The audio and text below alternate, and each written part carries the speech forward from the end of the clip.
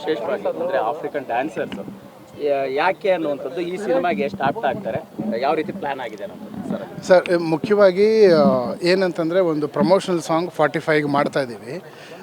ಬರೀ ಒಂದು ಪ್ರಮೋಷ್ನಲ್ ಸಾಂಗ್ ಸಿಂಪಲ್ಲಾಗಿ ಇರ್ಕೂಡ್ದು ಅನ್ನೋದು ನಮ್ಮ ರಮೇಶ್ ರೆಡ್ಡಿ ಸರ್ ಆಗಲಿ ನಂದಾಗಲಿ ಕನ್ನಡದ ಸಾಂಗು ವರ್ಲ್ಡ್ ವೈಡ್ ಹೋಗಲಿ ಅನ್ನೋದು ಒಂದು ಇಂಪಾರ್ಟೆಂಟ್ ಸ್ಟೆಪ್ ಸರ್.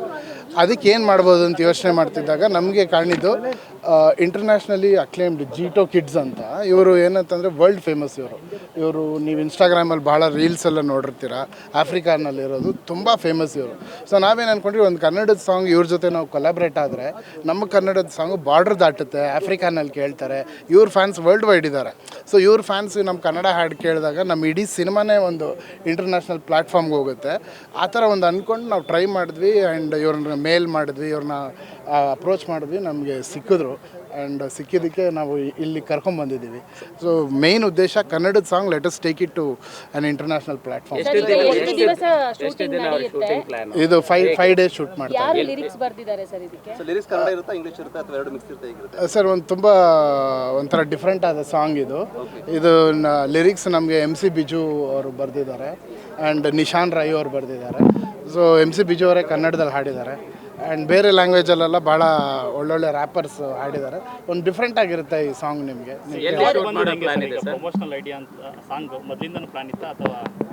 ಇಲ್ಲ, ನಮಗೊಂದು ಫಿಲ್ಮಲ್ಲಿ ಒಂದು ಪ್ರಮೋಷನಲ್ ಸಾಂಗ್ ಬೇಕಿತ್ತು. ಸೊ ಸುಮ್ಮನೆ ಒಂದು ಪ್ರಮೋಷನಲ್ ಸಾಂಗು ಎಲ್ಲ ಸಿನಿಮಾದಲ್ಲೂ ಮಾಡಿರ್ತಾರೆ, ಏನಾದರೂ ಸ್ಪೆಷಲಾಗಿ ಮಾಡಬೇಕಲ್ಲ ಅಂದಾಗ ವಿ ಥಾಟ್ ಈ ಥರ ಈ ಡ್ಯಾನ್ಸರ್ಸ್ ತುಂಬ ಫೇಮಸ್ ಇದ್ದಾರೆ ಆ್ಯಂಡ್ ಇದೊಂದು ಒಳ್ಳೆ ಡ್ಯಾನ್ಸ್ ನಂಬರು. ಜಾನಿ ಮಾಸ್ಟ್ರು ಇದನ್ನು ಕೊರಿಯೋಗ್ರಾಫ್ ಮಾಡ್ತಾ ಇದ್ದಾರೆ. ರಾಜ್ಬಿ ಶೆಟ್ಟಿ ಸರು, ಉಪೇಂದ್ರ ಸರು ಆ್ಯಂಡ್ ಶಿವಣ್ಣ 3 ಜನ ಫ್ರೇಮಲ್ಲಿದ್ದಾಗ ಏನಾದರೂ ಒಂದು ಬೇಕಲ್ಲ. ಈ ಥರ ಇದೊಂದು ಅಪರೂಪದ ಕೊಲ್ಯಾಬ್ರೇಷನ್. ಹೌದೌದು, 3 ಜನನೂ ಇವ್ರ ಜೊತೆ ಇರ್ತಾರೆ. ಸೊ ಇದೊಂದು ಅಪರೂಪದ ಕೊಲ್ಯಾಬ್ರೇಷನ್. ಈ ಸೂಪರ್ ಸ್ಟಾರ್ಗಳನ್ನ ನಾವು ಒಂದು ಇಂಟರ್ನ್ಯಾಷನಲಿ ತೊಗೊಂಡೋಗಿ ಒಂದು ಪ್ಲ್ಯಾಟ್ಫಾರ್ಮ್ ತೊಗೊಂಡೋಗಿ ಒಂದು ಒಳ್ಳೆ ಅವಕಾಶ ಇದೆ. ಚೆನ್ನಾಗಿ ಹಾಡು ನಾವು ಮಾಡಿದ್ರೆ ಖಂಡಿತ ಕನ್ನಡ ಹಾಡು ನಮಗೊಂದು ದೊಡ್ಡ ಮಟ್ಟದಲ್ಲಿ ಸೌಂಡ್ ಆಗುತ್ತೆ. ಮೇಡಮ್ ಇದೇನಂತಂದರೆ ಯುಗಾಂಡ ಸೆಟ್ಟನ್ನ ನಾವು ಇಲ್ಲೇ ಕರ್ನಾಟಕದಲ್ಲಿ ಹಾಕಿದ್ದೀವಿ. ನಾವು ಪ್ಯಾಲೇಸ್ ಹಿಂದೆ ಸಪೋಟಾ ಗಾರ್ಡನ್ ಇದೆಯಲ್ಲ, ಅದರೊಳಗಡೆ ಯುಗಾಂಡನಲ್ಲಿ ಇರೋಂಥ ಒಂದು ಚಿಕ್ಕ ಫಾರೆಸ್ಟ್ ಒಳಗಡೆ ಒಂದು ಲೊಕೇಶನ್ಸ್ ಥರ ಮಾಡಿದ್ದೀವಿ.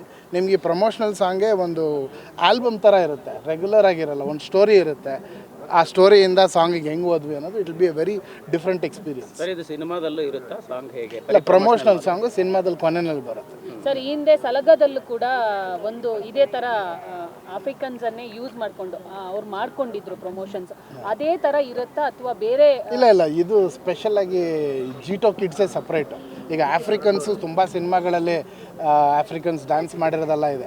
ಬಟ್ ಇದು ಬಂದ್ಬಿಟ್ಟು ಇವರು ದೇ ಆರ್ ಬೇರೆ ಡ್ಯಾನ್ಸರ್ಸ್. ಇವ್ರ ಫಾರ್ಮ್ ಆಫ್ ಡ್ಯಾನ್ಸಿಂಗೇ ಬೇರೆ ಇರುತ್ತೆ.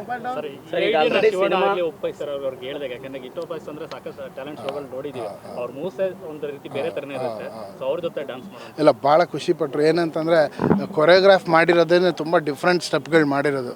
ಶಿವಣ್ಣ ಅವರಾಗಲಿ, ಉಪ್ಪಿ ಸರ್ ಆಗಲಿ ಎಲ್ಲರೂ ನೋಡಿಬಿಟ್ಟು ಇಷ್ಟು ದೊಡ್ಡ ಸ್ಟೆಪ್ ಇದೆ, ನಿಮ್ಗೆ ಎಷ್ಟು ಬೇಕಾದರೂ will work with you, dance rehearsals ಮಾಡ್ತೀವಿ, will do a very good job ಅಂತ ತುಂಬ ಎಲ್ಲರೂ ಸಪೋರ್ಟ್.